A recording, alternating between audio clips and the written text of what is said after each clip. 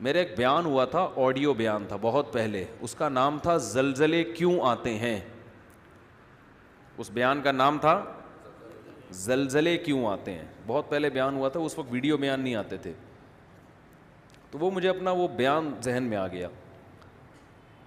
ہمارے ہاں جب بھی کوئی دنیا میں طوفان آتا ہے, زلزلے آتے ہیں, بارشوں میں سیلاب آتے ہیں, تو دو انتہاؤں کی طرف لوگ جاتے ہیں. ایک انتہا تو ہے جو لبرلزم لوگ ہیں, لبرلزم کو فالو کرنے والے لوگ, جو لبرل نام نہاد لبرل لوگ, وہ کیا کہتے ہیں, بھائی یہ قدرت کا نیچر کا ایک سسٹم ہے, کسی بھی وقت کچھ بھی ہو سکتا ہے, لہذا اس میں اپنے گناہوں سے توبہ کرنا, اللہ کے سامنے گڑ گڑانا, ان تکلفات کی بالکل بھی ضرورت نہیں. چاہے کرونا ہے یا کوئی بھی وبائیں ہیں, اس کا خدا کے عذاب سے کوئی تعلق نہیں ہے. بھائی پلیٹیں ہیں زمین کی, ہلیں گی تو دھسیں گے سارے. جب زمین سے اتنی گیس نکال رہے ہو, اتنا آئل نکال رہے ہو, تو خلا پیدا ہوتا ہے نا, وہ خلا پورا ایسا ہی ہوگا کہ ایک طرف کا حصہ کھسک کے یہاں جائے گا, تو وہ زمین ہے وہ کوئی چھوٹی موٹی چیز تو نہیں ہے. جب ادھر سے کھسک کے گیا تو 2-4 پہاڑ دائیں بائیں ہو گئے. جب 2-4 پہاڑ دائیں بائیں ہوئے تو وہ باقی ایڈجسٹ کرنے کے لیے وہ بھی کھسک جاتے ہیں. تو کھسکتے کھسکتے دہلی سے زلزلہ چلا تھا اور پہنچتا کہاں تک ہے, لاہور تک, اور درمیان میں بہت سے لوگوں کو لقمہ اجل بناتا ہوا جاتا ہے. تو وہ کہتے ہیں ایک تو سائنٹیفک حقیقت ہے, اس کا خدا کے عذاب سے اور ثواب سے کیا تعلق ہے بھائی. کیا کریں یار, پھر وہی باتیں اب سمجھانا مشکل ہو رہا ہے. وہ کہہ رہے ہیں سیلاب جو آتا ہے نا, یہ دریا کا پانی امڈ آیا اور گاؤں کے گاؤں پی گیا, اس کا کسی کے نیک اور برے ہونے سے کوئی تعلق نہیں ہے, نہ اس میں خدا سے توبہ استغفار کرنے کی ضرورت ہے. جو نام نہاد لبرل ہیں وہ یہی کہتے ہیں, اس میں توبہ کی کیا ضرورت ہے بھائی. یہ تو گلیشیئر پگھل گیا تھا, گرمی زیادہ پڑی تھی, تو پگھل جب جائے گا تو ظاہر ہے دریا میں پانی زیادہ آئے گا. جب پانی آئے گا تو ظاہر ہے سائڈوں پہ نکلے گا, جب سائڈوں پہ نکلے گا تو وہ جو بھی سائڈ پہ بیٹھا ہوا ہوگا اس کو بہا کے لے جائے گا. اس کا اس سے کیا تعلق کہ اس نے تہجد پڑھ کے بیٹھا ہوا ہے یا گناہ کر کے بیٹھا ہوا ہے, اس کا اس سے کیا تعلق ہے کہ وہ بد نظری کرتا تھا, سود کھاتا تھا. یہ مولوی لوگ تمہیں خم خمیں ڈراتے ہیں, دیکھو وہ گاؤں کے لوگ سود کھاتے تھے, عذاب آیا اور سیلاب پانی بہا کے لے گیا. اس کا اس سے کیا تعلق ہے. اس لیے توبہ ووبہ کرنے کی ضرورت نہیں ہے. یہ بھی ایک انتہا ہے.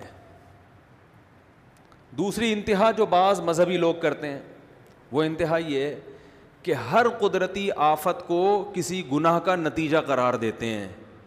یہ بھی 100% غلط ہے. نہ قرآن کی یہ تعلیمات ہے, نہ نبی صلی اللہ علیہ وسلم کی یہ تعلیمات ہے. ہمیں پتہ چلتا ہے اسلامی تاریخ سے, قرآن و سنت سے, کہ بہت سے نیک لوگوں پر بھی عذاب آئے ہیں.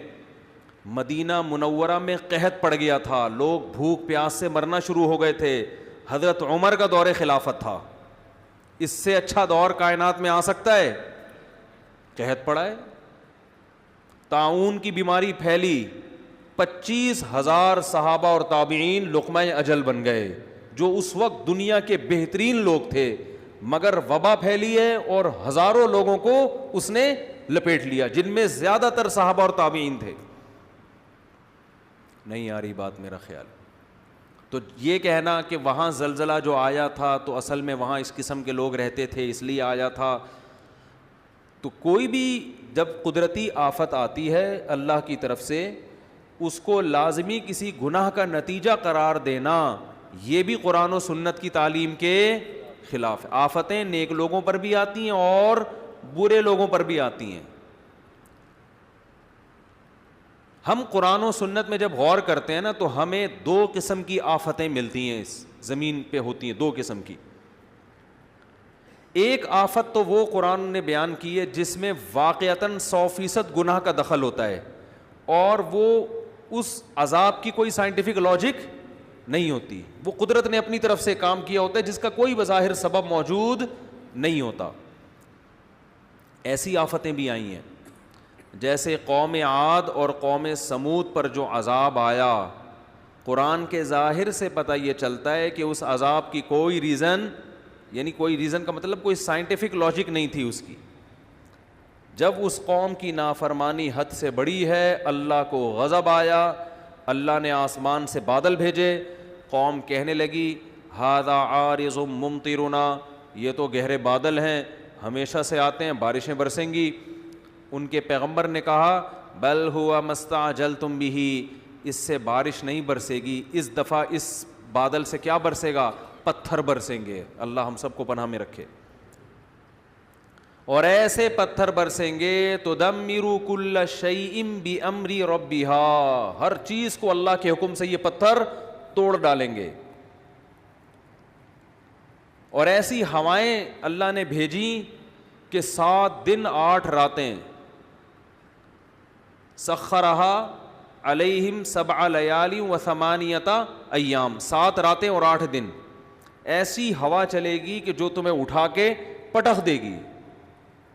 اور اللہ فرماتے ہیں کہ انہم اعجاز نخل خاویہ, جیسے کھجوروں کے درخت الٹے پڑے ہوئے ہوتے ہیں نا, ایک ہفتہ طوفان میں جب تھما, 1 ہفتے کے بعد تو وہ لوگ ایسے پٹکے ہوئے پڑے ہوئے تھے, مرے ہوئے, جیسے کھجور کے تنے پڑے ہوئے ہوتے ہیں, لمبے قد کے لوگ تھے. نوح علیہ السلام کی قوم پر جو عذاب آیا, عذاب کے کوئی آثار نہیں تھے. ان کے جو محکمہ موسمیات اس دور کے تھے, وہ جو آثار دیکھ کے بتاتے تھے, ظاہر ہے یہ تو ہر دور میں کچھ لوگ علامتیں دیکھ کے بتاتے ہیں نا, تو وہ کہہ رہے تھے کہ کوئی بارش کی رپورٹ, بولتے کیوں نہیں بھائی, نہیں ہے. تبھی وہ حضرت نوح علیہ السلام کا مذاق اڑاتے تھے. حضرت نوح علیہ السلام جب کشتی تیار کر رہے تھے اللہ کے حکم سے, تو قرآن کہتا ہے کلما مر علیہ ملأ من قومہ سخروا منہ, جب بھی لوگ گزرتے مذاق اڑاتے. اس لیے کہ اس دور کے جو ماہرین تھے, جو بھی موسم کو دیکھ کے اندازہ لگاتے تھے کہ بھئی نہ یہ ایسا مہینہ ہے کہ جس میں بارشیں ہوتی ہیں, نہ دور دور تک ہمیں بارش کی کوئی آثار نظر آ رہے ہیں, تو اچانک اتنی بارش کہ آپ کشتی میں تیرنا شروع کر دیں, ایسی بارش تو ہم نے کبھی زندگی میں دیکھی نہیں ہے. تو وہ فل مذاق اڑا رہے تھے ان کا. سخروا منہ, قرآن کہتا ہے ہمیشہ جب بھی گزرتے مذاق اڑاتے کہ معاذ اللہ ان بے وقوفوں کو دیکھو کہ نہ بارش کا سیزن ہے, نہ بارش کے دور دور کوئی آثار ہیں, اور اگر بالفرض بارش غیر متوقع ہو بھی گئی تو اتنی بارش تو ہم نے زندگی میں کبھی نہیں دیکھی کہ آپ اس میں باقاعدہ کشتیاں بنا کے پہلے سے بیٹھنے کا انتظام کرو, یہ تو حماقت ہے. لیکن نوح علیہ السلام کیا کہتے تھے, اور ان کے ایمان والے کہتے تھے ان تسخروا منا فانا نسخر منکم, ان قریب جیسے تم ہمارا مذاق اڑا رہے ہو نا, ہم تمہارا مذاق اڑائیں گے.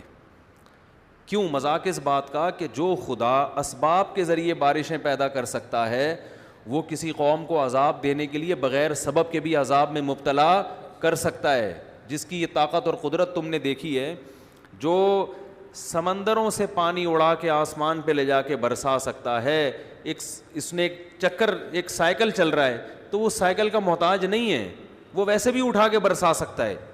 جس نے آدم اور حوا کو بغیر باپ اور ماں کے پیدا کر دیا, تو اب آپ یہ دیکھو کہ بغیر ماں باپ کے بچہ پیدا ہو ہی نہیں سکتا, تو آپ کہو کہ بھئی اب ناممکن ہے. تو اللہ کے لیے ناممکن تھوڑی ہے. اللہ نے تو آدم اور حوا کو بغیر باپ اور بغیر ماں کے پیدا کر کے دکھایا اللہ نے, تو اس اللہ کے لیے تھوڑی مشکل ہے. تو مذاق تو ہم تمہارا اڑائیں گے کہ تمہیں اس خدا کی باتوں پہ یقین نہیں آ رہا. تو یہ وہ عذاب تھا جو اس دور کے سائنسدان, کیا اس دور کے سائنسدان بھی اس کی لاجک تلاش نہیں کر سکتے.